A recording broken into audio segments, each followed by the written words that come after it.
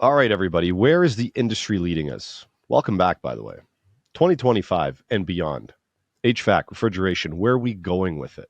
Greg Crumpton, Service Logic, he's been around the industry for a long time. He's got his hat in many rings and he's got opinions on a lot of things, very knowledgeable. And me and Greg talk about where the industry might go in 2025 and beyond that. So, good conversation. So, pay attention, listen up. This is the HVAC Know It All podcast. I'm your host, Gary McCreadie. This podcast is sponsored by Cool Air Products, Master, Cintas, and SupplyHouse.com. Go to the show notes and click on the links to check these guys out. All right, Greg. Happy New Year, man. Long time no talk. I just found out you wrote a book, and audience will let Greg pump the tires on his book a little later. I just found out about it, so I want to learn a little bit more about it myself. But today, what I'd like to do with you is have a 2025 outlook on the industry. What you think is going to be valid and up and coming and front and center and stuff like that. So Happy New Year, man. We'll start with that. How you doing, man? Well, man, I'm doing great. Happy New Year. Good to see you and the HVAC Know It All crowd. Gary, this is a really, really cool time for our industry. And it's also a very scary time for our industry, kind of all in that same moment. But man, I'm super stoked on our future and love to talk about it. Cool. So, there's a lot of things. I think the biggest thing for 2025 is the whole A2L transition, right? So let's get your initial thoughts on that. Well, we've got the company I work for, 7,000 employees, 4,500 skilled workers. And within that organization, I've been talking a lot about A2L over really the last 3 years, trying to bring it up, just kind of get some conversation started about it, because 3 years ago, everybody said, oh, well, that's 2025. That's a long time from now. Well, guess what? We're here. So we got to figure it out. And then the debate, R32 or 454B for the comfort cooling crowd. So really diving into that and understanding the nuances of the refrigerants, and you do a great job of showcasing some of the tactical differences with the refrigerant threads and the machines and the sensors and the things we have to apply it. I think one of the things that is really fun to dive into is tackling the psychological piece, because we as an industry, we've rolled around with trucks full of acetylene and gasoline, and now we're worried about a mildly flammable A2L. I don't think that we've done a good job of prepping our industry for exactly what it is. And that's no shadow cast to the industry or to the refrigerant manufacturers, but we're so wrapped up in the freaking day-to-day, the service call, hurry up, I got another one waiting on you world that we live in, that we haven't been able to communicate the message thoroughly. So there is a lot of misinformation floating around out there. When you brought up the fact we've been rolling around with acetylene and stuff in our vans for years, it reminds me of a conversation I had with somebody, and I totally forget who that person was. So I apologize if they're listening and they recall this as well. They asked me if my van had like a vent on it, right? A vent for A2Ls. And I said, no, it doesn't. And they said, are you going to get one? And I said, is it a requirement? I don't know. Or is this going to be mandated? I have no idea. And I said, but just as you said, but what about all the acetylene and MAP gas and propane and all that and the B tanks that's been rolling around in our trucks for the last few decades? Why don't we have a vent on our truck for that? Because those things are a hell of a lot more flammable than an A2L refrigerant. And what a lot of people don't understand is the R32 component, 410A, that's half of its mixture is R32. Right. It's already been in our vans. Yeah. So why all of a sudden the big scare, there might be some propaganda, there's misinformation, of course. But what do you think about that whole thing with the vent? And is this going to be mandated for your company? Is this something that you guys are looking at? No, not at all. So, I'm kind of the guy at our company who looks ahead, and, everybody at our companies know how we're going to catch a service call this June. We don't always know how we're going to catch a service call 3 years from this June. So I try to, bring awareness and talk about current issues. So I dug into the National Highway Transportation Safety Committees and all the things that I can find to talk about regarding safety and vehicles and transportation. And we've got companies in Toronto as well. So, it's a Canadian thing as well. We're not having this refrigerant phobic reaction. We're trying to educate. We're trying to make sure that our companies, we have 54 companies. So we're trying to make sure each one of those companies and the leadership there have the proper information to disseminate. So when you're having your safety talks or your Monday morning service meeting or whatever, we're giving good information out so that we're trying to downplay the hysteria that some people want to create. And I'm not sure why they want to create it, but attacking the situation with fact. And Gary, I can't find anybody that's mandating from a legal wise or being within the law venting or in the truck. Okay. All right, cool. I've had a lot of conversations with a gentleman by the name of Kevin Gill from Master, and he laid out the A2L transition right from the beginning, right from like the Montreal Protocol all the way up to the point we're at now. And it was a very good presentation. So if anybody's out there listening, they want to hear that, it's a 2-part series with Kevin Gill. I've also talked to, which is not released yet, Jesse Stewart from NAVAC about some tool changes, or not really changes, but the tools are already being made in a way in the last, if you have a recovery machine that's 5 years old, chances are you're pretty much covered for an A2L refrigerant. And what he mentioned was, and he put a see-through recovery machine on the table, and he talked about if there is a buildup, let's say there is a refrigerant leak in the recovery machine, and there is a buildup of refrigerant in that space, right? There is the perfect storm to ignite. DC brushless fan there to push any refrigerant out. He recommends that your recovery machine be DC brushless type to prevent sparks. All of the electrical connections are pinned down with some sort of insulation or coating, so if they do come loose, there's no arcing. And he also mentioned something about a soft start or a soft switch rather than a hard switch that could create arcs as you turn it on and off. So those are the 3 requirements he brought to my attention when it comes to recovery machines. Now, when it comes to vacuum pumps, most likely you're not going to be running refrigerant through a vacuum pump. So chances are you're pretty safe, but just check with the manufacturer. So on the tool side of things, what are your thoughts there, Greg? To your point, we have a tremendous number of vacuum pumps. We have a tremendous number of refrigerant recovery machines. And I want to say, if you've got a machine that was built 5 years or back, check it. It's on the manufacturer's website, probably, if it's compatible or not. That the largest piece of the equation, Gary, is what you said with the 110 volt connection, ensuring that switch is out of any area that could be exposed to a buildup of refrigerant gases. Yeah, it's got to be an intrinsically safe switch. And most of those are either going to be aligned, in the cable switch, kind of like you do a lamp. I mean, there's a lot of different configurations of how to disconnect the 110 or 115 volt, but it's really a matter of reading the literature. And we're huge on the read the freaking manual. This goes to our tools as well. You have to know what the machine's designed to do, what you're trying to do with it, and is that the perfect match?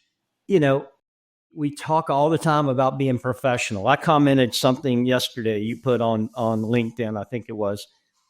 We've got to ensure that we're acting like professionals and that we're acting like good stewards of the industry. And if we're doing those things and we're following procedures and we're maintaining our tools, we're maintaining our gaskets and our gauges and our sensors and our hoses, we're not going to have an issue. There's been people dealing with propane as refrigerants forever. Yeah. We're not even doing that now. We're dealing with an A2L refrigerant, mildly flammable. And mildly, to me, is a very fluid term because R32, R454B won't hardly burn if you try to burn it. It will burn, but so will most things if you get it hot enough for a continuous period of time. So a lot of common sense, a lot of understanding the literature, understanding what we're trying to do prevents a lot of unnecessary hoopla, I guess, for lack of a better word. But just read the facts. Let's get on the EPA website, understand that. Get on the whatever brand tools you prefer, NAVAC, whatever.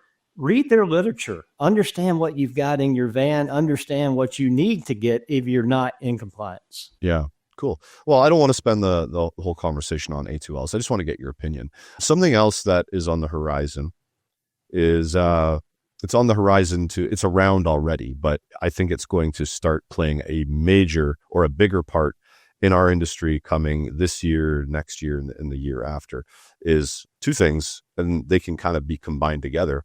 One is AI and one is predictive maintenance, right? We all know the term preventative maintenance, where we go to a site and we find things that could break in a couple of months or something like that, and we try to fix it. Right. But things like preventative maintenance, now we are connected to a system via online. It's monitoring things, temperature and pressures and vibrations and all this kind of stuff. And if there's something out of whack, it uses the program that's written inside of it to say, hey, the vibration's not right, or your suction pressure is lower than normal, or something along those lines. And it sends something out to somebody that can go, okay, well, Mrs. Smith or Mrs. Jones down the street's got a problem with their system. Now, what I want to say to this is, before you get to your response, a lot of this has been done in the commercial world already for a very long time. When I worked in commercial, we used to do a lot of building automation, and we'd set this up so critical plants and stuff like that would have alerts that came out to us. The customer wouldn't even know there's a problem, but we'd get an alert for something that could be on the verge of becoming a problem, and we'd go to site, we'd find what it is and fix it. It seems like the residential crowd is getting their backs up when they see this technology coming to small residential 2 tons and 3 ton system. They think it's not simple enough. They want contactors, capacitors, and compressors in their unit, and that's all they want. So give me your thought on it being a thing already, predictive maintenance, and how it's transitioning into the residential market, and why there's a little bit of pushback from some of the techs in that industry or that niche. Great question, Gary. This is something that I think about a lot and I've studied a lot. A guy who I'm very familiar with runs a company called Clarity, the letter N, the word clarity. And it's a predictive maintenance tool. To me, AI, predictive maintenance, yes, it helps us get better at analyzing what is to come or what's likely to occur. It also helps us in another realm, which is, we always hear about skilled trades labor shortage.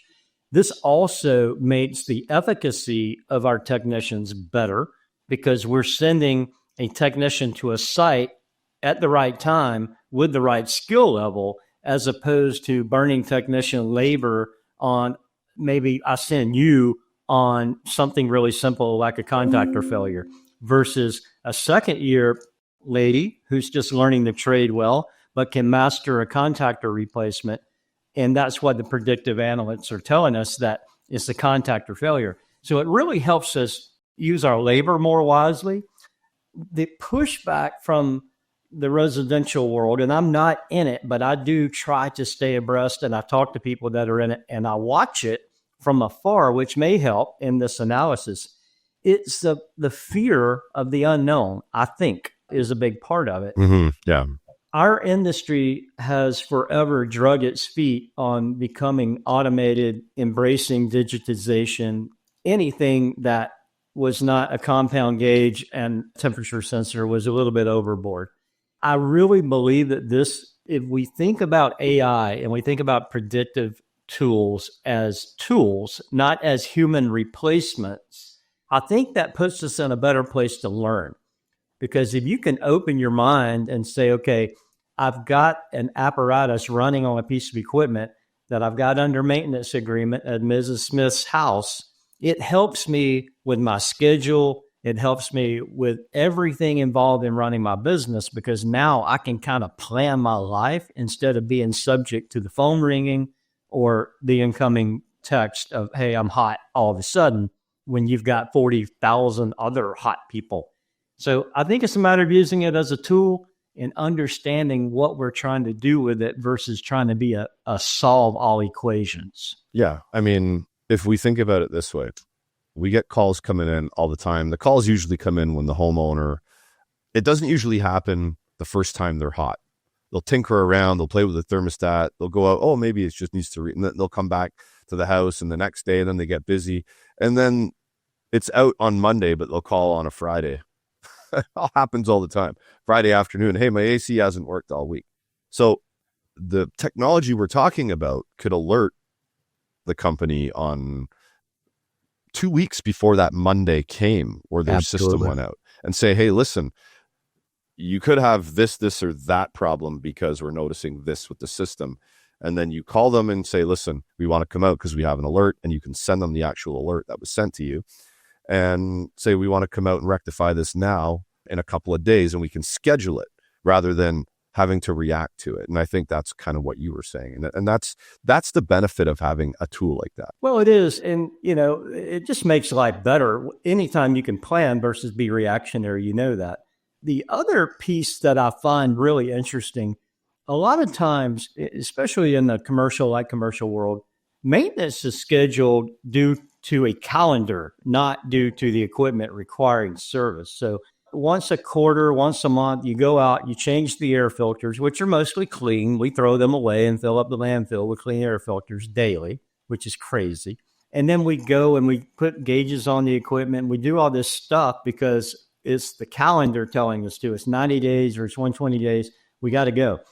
What if we reimagine the situation to where we went when the filter said, my delta P across the filters is ready for a change, or my superheat is too high, or my discharge air temperature is not low enough, or a combination of those three things to tell us it's time to do maintenance, as opposed to just doing it based upon the calendar. That also helps us with our scheduling. It also helps us ensure that we've got the right skill set on the right job set at the right time. So I think it's an evolution. It is coming. There's nothing we're going to do to stop it. It's just a matter of how quickly it becomes part of the normal residential world. And it's going to be an OEM thing. It's going to be with the equipment. You're going to have a wireless thermostat.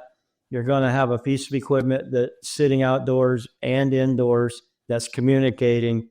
This is going to be, a standard thing in 5 years, my belief, along with your refrigerant detector in the airstream, your CO2 sensor. You're going to have all this smart home talking to a device or to an app. So we might as well figure it out now because it's coming rapidly. Yeah. We're not stopping it. And it doesn't matter how much pushback we give, we're not stopping it. But that, you said something there that made me think when you said it's going to be coming with the OEM. So right now, in like the commercial world, right now anyway, the building automation systems are third party, like they're Reliable Controls, Siemens, you know what I mean? But the OEMs are starting to understand that we can put this in our equipment, right? So like the Siemens of the world, I'm not saying they're in jeopardy of losing out on business right now, but if the equipment manufacturers, the OEMs, are building this into their equipment, that could be a telltale sign that third-party stuff could be on its way out in the near future. The thing that I wanted to bring up with you is the tools. Now, I just put out a post the other day, and it was the first tool review I ever really did, and it was about 8-9 years ago. It was on a Testo manifold, and I made predictions back then that this technology would take over the diagnostic part of the industry. And I was laughed at like usual when I bring something new and go, I think this is going to have some validity very, very soon in the industry. Like, you're called a hack, and I mean, it's digital toy. It's just a toy. It's a fad. It's too expensive. It's too complicated. And now when you scroll through Instagram, that's all you see is people using digital stuff. You don't see people hooking up analog very often. But that was almost 10 years ago. So in a decade from now, are test tools even going to be needed? Because are the machines going to be outfitted with static pressure sensors? Are they going to have airflow sensors and temperature sensors? Are they going to have transducers to measure pressure? There's already systems that have this, right? But they're more expensive. They're tailored to a certain market that wants to pay for a little bit higher of a better quality install, better quality equipment type thing. But like a vehicle, backup cameras weren't standard many years ago. Now they're standard on all cars, right? So is this something that's going to be standard in 10, 15 years, that this equipment's going to be outfitted with the sensors that you need to diagnose and troubleshoot rather than having to hook them up? I think so. I think you'll see the market kind of bifurcate between a smart piece of equipment and a generic piece of equipment. I think you'll always be able to buy a condensing unit with a contactor Yeah. and a compressor. I always think that will be available for that market. I don't know how big that market is going to be, but I think it will be available. But I think 7/8 of the market is going to go toward a smarter piece of equipment that does communicate. And because to your point, years ago we were investing in rear backup cameras for our fleet. We don't have to now. It's a $300 deduct if you don't want it. So, and the Federal Highway Transportation Safety Board in the U.S. dictates that you will now have one in a new vehicle. So it's coming. That's the thing. Early adopters like you, like myself, we want to see this technology moving forward because we do feel like it's an add to the industry, not a trap. So it's coming. I want to back up also to what you were saying about the OEMs and the equipment, the Siemens of the world versus the Trains of the world. I think what you're going to see, and I'll make a little prediction, I don't know how bold it is, but you're going to see, to me, the Siemens of the world get really tight or tighter with the manufacturers who don't have a controls platform. You're going to see the Carrier, Train, Daikin, those guys, Lennox probably, with their own native controls. I think you're going to see another brand, another vertical of brands that embrace third-party control. So you're going to have your choice. Do you want a building that's totally Train, which you can get now, or do you want to see a building that maybe has a Dun-and-Bush equipment in it, and they will factory install your controls in the equipment? So I think you're going to see more and more of that, because some people don't like all their eggs in one basket. I'm one of them. I don't like having to call one brand and feel like I'm being held hostage. I'm an independent contractor for a reason. I like having choices. So I think you'll see the market split like that as well on the onboard controls piece. Interesting. That's an interesting take on that.